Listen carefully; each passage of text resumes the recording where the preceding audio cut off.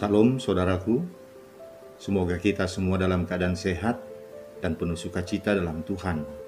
Hari ini kita akan merenungkan firman Tuhan dari Yeremia 22 ayat 1-9. Sebelumnya kita berdoa. Bapa di surga, sebentar lagi kami akan merenungkan firman-Mu. Biarlah Roh-Mu yang kudus menerangi hati dan pikiran kami, hingga kami memahami firman-Mu hanya di dalam kebenaran-Mu saja. Berfirmanlah Bapa, karena kami anak-anak-Mu telah siap mendengar. Dalam nama Tuhan Yesus Kristus kami berdoa. Amin. Saya akan bacakan firman Tuhan yang menjadi renungan kita hari ini. Beginilah firman Tuhan. Pergilah ke istana Raja Yehuda dan sampaikanlah di sana firman ini. Katakanlah, dengarlah firman Tuhan, hai Raja Yehuda yang duduk di atas tahta Daud. Engkau, pegawai-pegawaimu dan rakyatmu yang masuk melalui pintu-pintu gerbang ini. Beginilah firman Tuhan. Lakukanlah keadilan dan kebenaran. Lepaskanlah dari tangan pemerasnya orang yang dirampas haknya. Janganlah engkau menindas dan janganlah engkau memperlakukan orang asing, yatim dan janda dengan keras. Dan janganlah engkau menumpahkan darah orang yang tak bersalah di tempat ini. Sebab jika kamu sungguh-sungguh melakukan semuanya itu, maka melalui pintu-pintu gerbang istana ini akan berarak masuk raja-raja yang akan duduk di atas tahta Daud dengan mengendarai kereta dan kuda. Mereka itu pegawai-pegawainya dan rakyatnya. Tetapi jika kamu tidak mendengarkan perkataan-perkataan ini, maka aku sudah bersumpah demi diriku, demikianlah firman Tuhan, bahwa istana ini akan menjadi reruntuhan. Sebab beginilah firman Tuhan mengenai keluarga Raja Yehuda. Engkau seperti Gilead bagiku, seperti puncak gunung Libanon. Namun pastilah aku akan membuat engkau menjadi padang gurun, menjadi kota yang tidak didiami orang. Aku akan menetapkan pemusnah-pemusnah terhadap engkau, masing-masing dengan senjatanya. Mereka akan menebang pohon aras pilihanmu dan mencampakkannya ke dalam api. Dan apabila banyak bangsa melewati kota ini, maka mereka akan berkata seorang kepada yang lain, "Mengapakah Tuhan melakukan seperti itu kepada kota yang besar ini?" Orang akan menjawab, "Oleh karena mereka telah melupakan perjanjian Tuhan Allah mereka, dan telah sujud menyembah kepada Allah lain dan beribadah kepadanya." Demikian firman Tuhan.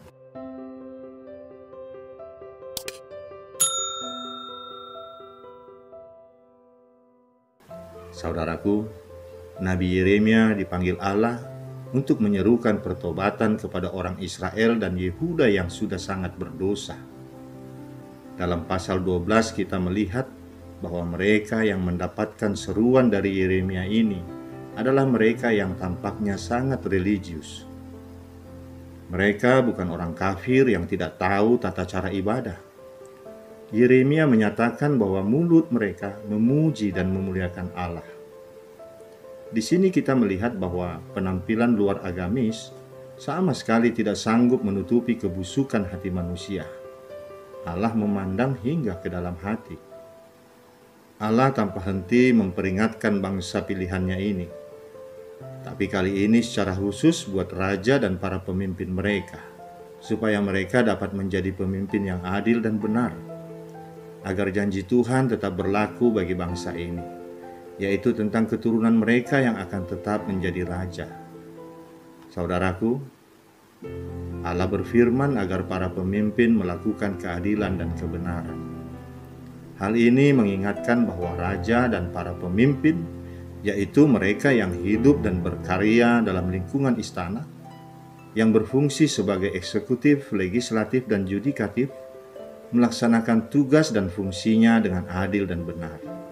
Artinya, bahwa keadilan dan kebenaran harus diwujudkan melalui semua aspek pemerintahan. Semestinya raja dan para pemimpin harus banyak campur tangan untuk menyelamatkan orang-orang kecil dari para pemeras dan penindas, untuk melindungi orang lemah, dan untuk mencegah terjadinya kekerasan serta ketidakadilan. Konsekuensi dari firman ini Jika mereka berlaku adil dan benar, tahta Daud akan tetap berjaya. Tapi jika tidak, istana akan menjadi hancur. Dinasti Daud akan jatuh dan tidak lagi jaya. Ayat 6 dan 7 menjelaskan hukuman yang akan dijatuhkan. Tuhan mengibaratkan dinasti Raja Yehuda sebagai hutan di Libanon dan Gilead. Dua daerah pegunungan ini terkenal karena pohonnya. Libanon sebagai sumber pohon aras dan Gilead karena pohon pinus dan ek. Kayu yang dihasilkan kedua daerah itu adalah kayu yang baik dan berkualitas. Dalam hal ini, dinasti raja dipuji sebagai sesuatu yang baik dan ternama. Namun, raja akan tetap dihukum. Hukuman itu seperti menebang pohon aras untuk dibakar, sesuatu yang sangat disayangkan sekali. Tetapi Allah pasti akan melakukannya. Ayat 8 dan 9 menggambarkan bahwa bangsa Yehuda akan dipermalukan.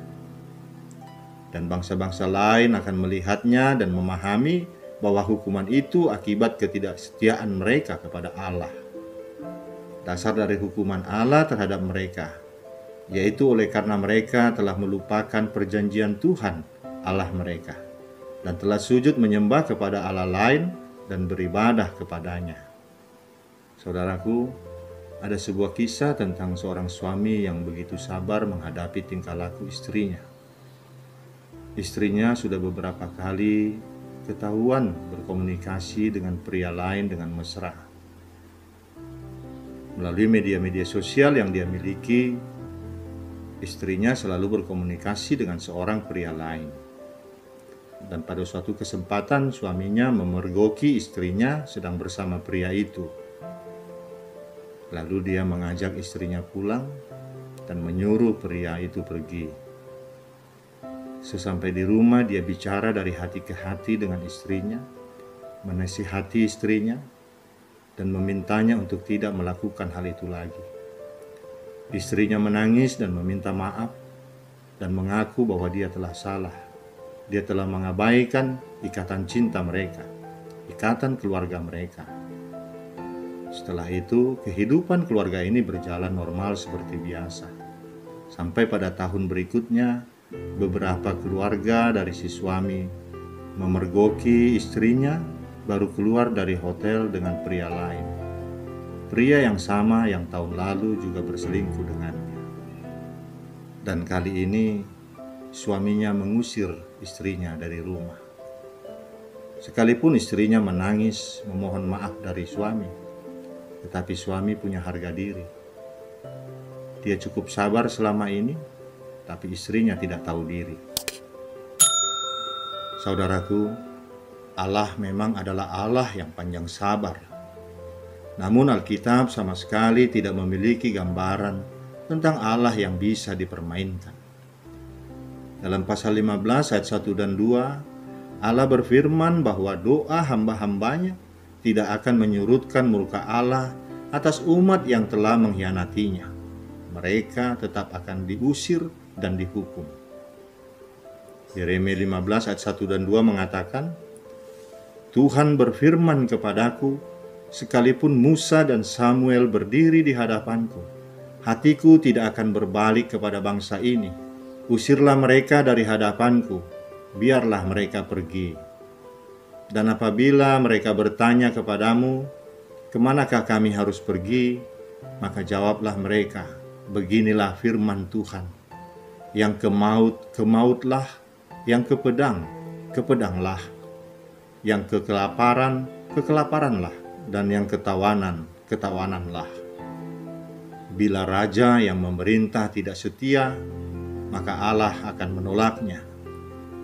Oleh karena itu, kejatuhan kerajaan Yehuda adalah bentuk penghukuman Tuhan. Dan ini dinilai sebagai akibat dosa para pemimpin yang tidak setia dan menyembah ilah lain.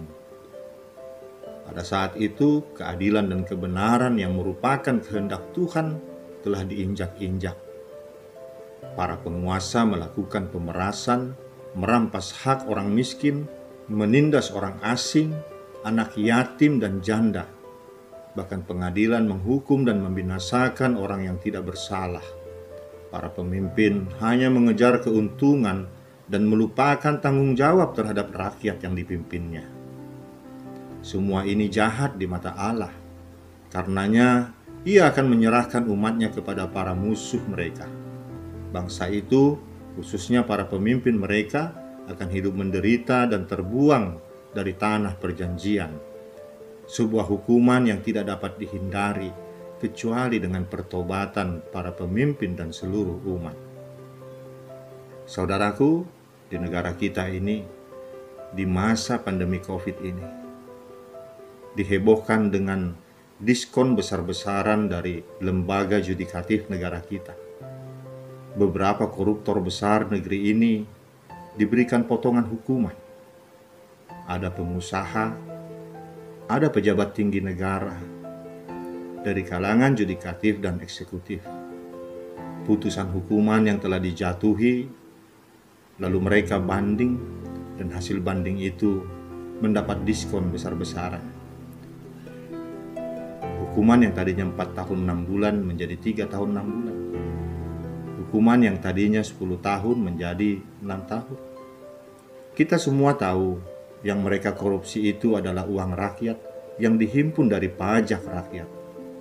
Dari 100 triliun lebih yang dikorupsi oleh para koruptor itu, sampai saat ini yang dikembalikan belum sampai 30 triliun. Mereka bisa tersenyum di dalam penjara, menikmati hasil korupsi mereka.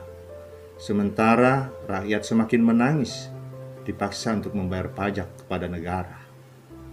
Hal seperti inilah yang Tuhan tidak inginkan terjadi dalam kehidupan umatnya. Mari kita belajar berani untuk melihat kepada kehidupan kita, membiarkan diri kita dikoreksi melalui cara apapun yang diperkenankan oleh Allah, baik itu menyenangkan atau tidak menyenangkan. Ketika pukulan Tuhan menimpa dan kesempatan masih datang, marilah kita bertobat. Dan secara khusus, ketika kita masih diberi kesempatan untuk berdoa dan mendoakan orang lain, biarlah kita bersyukur dan memanfaatkan kesempatan ini sebaik-baiknya. Saudaraku, dari khotbah ini kita bisa menarik 3 kesimpulan. Yang pertama, jika seorang pemimpin telah menjadi pelaku ketidakadilan, hal itu adalah petunjuk yang kuat bahwa dia telah menduakan Allah. Dia beribadah dan memuji Allah, tetapi dia juga giat melayani jabatannya.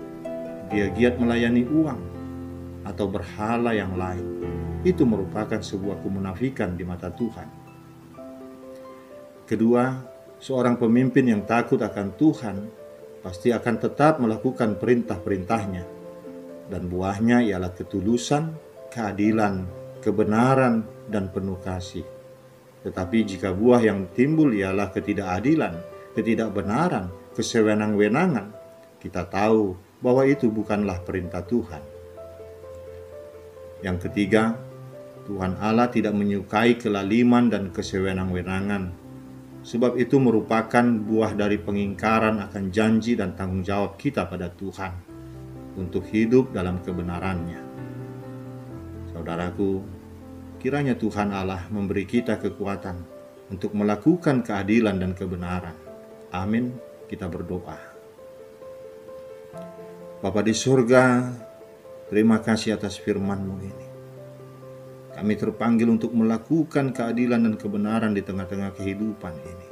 Apapun jabatan kami, apapun posisi yang kami sandang di dalam kehidupan kami, biarlah kami Tuhan menjadi pelaku-pelaku keadilan dan kebenaran, dan menyuarakan suara kenabian jika melihat ketidakbenaran, ketidakadilan terjadi di tengah-tengah kehidupan kami. Masih banyak Tuhan terjadi ketimpangan, kelaliman, kesewenang-wenangan dari para pengambil keputusan.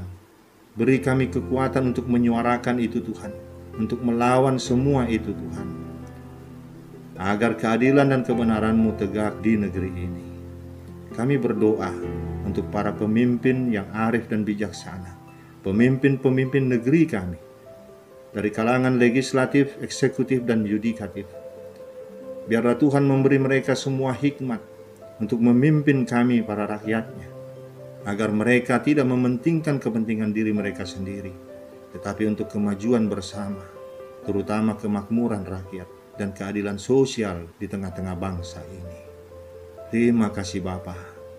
Kami berdoa hanya dalam nama anak-Mu Tuhan Yesus Kristus Juru Selamat kami. Amin. Saudaraku, kita akan berjumpa lagi di lain waktu. Tuhan memberkati kita semua. Salam sehat, Salam.